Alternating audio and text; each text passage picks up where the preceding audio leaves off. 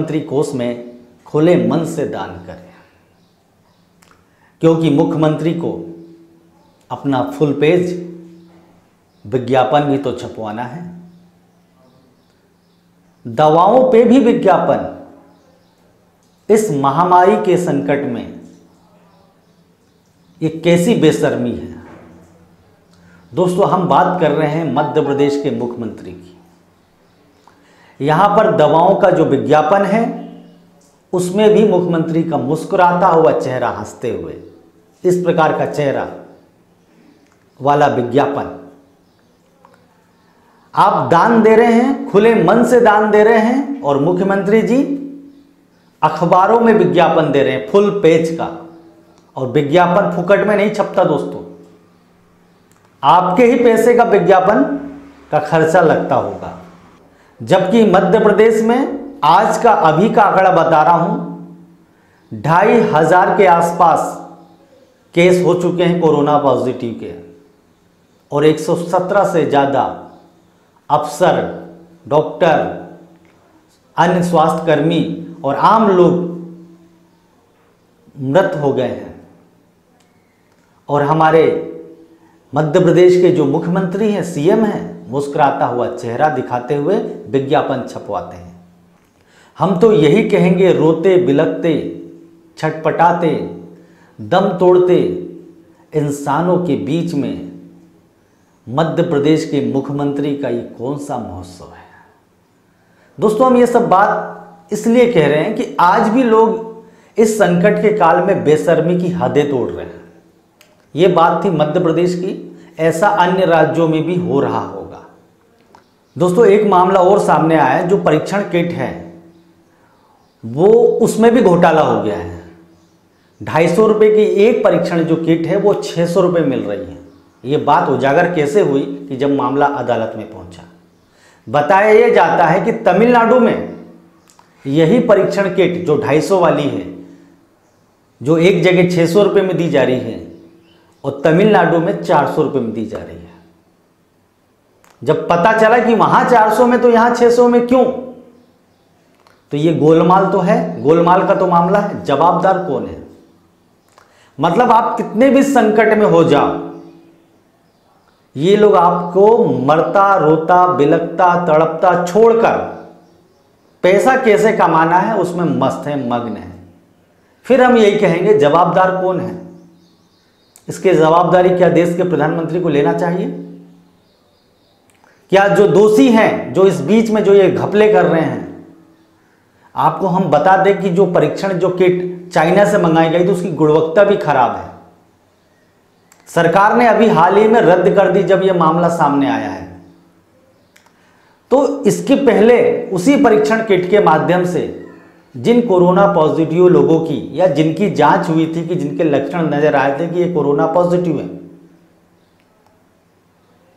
यदि वे मृत हो गए हैं, यदि उनके साथ कुछ गलत हो गया है, तो इसका जवाबदार कौन होना चाहिए? दोस्तों, ये जो सारा मामला है, इस मामले पर कांग्रेस के वरिष्ठ नेता मनीष तिवारी ने अपना बयान जारी किया है। आइए उसे हम सिलसिलेवार तरीके से समझते हैं कि आखिर ये मामला क्या है। एक कंपनी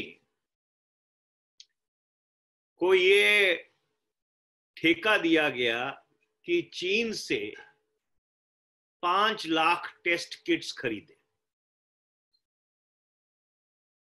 वो ठेका या वो कॉन्ट्रैक्ट आईसीएमआर के कहने पर दिया गया। अब जो चीन से टेस्ट किट्स इंपोर्ट की गई, उनकी कीमत बनती है 245 रुपए पर टेस्ट किट। क्योंकि 5 लाख टेस्ट किट्स का ठेका था, तो इसकी पूरी कीमत बनती है 12 करोड़ और 25 लाख रुपए। तो जिन महाशय ने इसको चीन से आयात किया, उन्होंने एक दूसरी कंपनी को ये जो 5 लाख टेस्ट किट्स हैं वो 21 करोड़ रुपए की बेची। तो मैं दोबारा से दोहराना चाहता हूं कि आईसीएमआर ने ठेका दिया 5 लाख टेस्ट किट खरीदने का। वो 5 लाख टेस्ट किट चीन से आयात करनी थी, आयात हुई, और एक टेस्ट किट की कीमत लैंडेड कॉस्ट जीएसटी के समेत 245 रुपए पड़ती थी। जिस महाशय ने उसको इंपोर्ट किया उसने एक और कंपनी को जो बीच में थी उसको ये 5 लाख टेस्ट किट्स 21 करोड़ रुपए की बेची। तो उसने 7.5 करोड़ रुपया मुनाफा कमाया। और उस कंपनी ने आगे वो टेस्ट किट्स आईसीएमआर को 30 करोड़ में सप्लाई की। इसका मतलब दूसरी कंपनी ने भी 9 करोड़ रुपया मुनाफा कमाया। तो कुल मिलाकर 30 करोड़ रुपए की ट्रांजैक्शन में से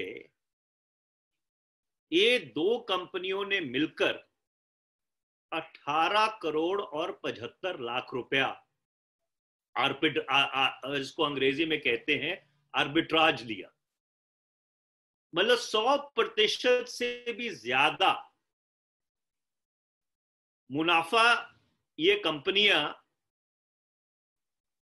आईसीएमआर को जो टेस्ट किट सप्लाई हो रही हैं उसमें कमा रही हैं। और जिस कंपनी ने चीन से ये किट्स को आयात किया, मैट्रिक्स लिमिटेड करके कंपनी का नाम है, मैट्रिक्स लैब, वही कंपनी तमिलनाडु सरकार को वही किट 400 रुपए में सप्लाई कर रही है। मतलब आईसीएमआर को 600 रुपए में, तमिलनाडु सरकार ने 50,000 किट्स का ऑर्डर दिया था, उनको 400 रुपए में।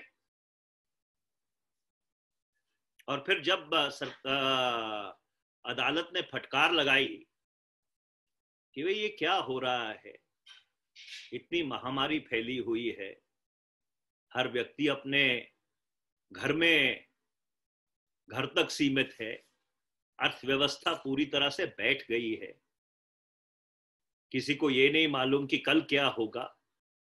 ऐसी परिस्थिति में आप 100% से भी ज्यादा मुनाफा कमा रहे हैं कि 245 रुपए की चीज 600 रुपए में सप्लाई कर रहे हैं। मतलब 125% हो गया या 130% मुनाफा हो गया। और आईसीएमआर को एक रेट पे सप्लाई कर रहे हैं, तमिलनाडु सरकार को दूसरी रेट पे सप्लाई कर रहे हैं। तो फिर वो महानुभाव कहने लगे कि साहब हम 400 रुपए में सप्लाई कर देते हैं आईसीएमआर को। तो सवाल ये है कि ये क्या हो रहा है कि इस समय ये कालाबाजारी और मुनाफाखोरी, इसको रोकने की जरूरत है, इसके ऊपर तुरंत कार्रवाई करने की जरूरत है। छोटे बच्चे, किसान, नौजवान, महिलाएं अपनी गाड़ी कमाई में से इस बहुत ही विचित्र समय में पीएम केयर्स में पैसा दे रहे हैं, बाकी रिलीफ फंड में पैसा दे रहे हैं। और ये पैसे का इस्तेमाल किस तरह से किया जा रहा है? आप सोचिए कि 18 करोड़ 75 लाख रुपए में कितनी और किट्स प्रोक्योर हो सकती थी।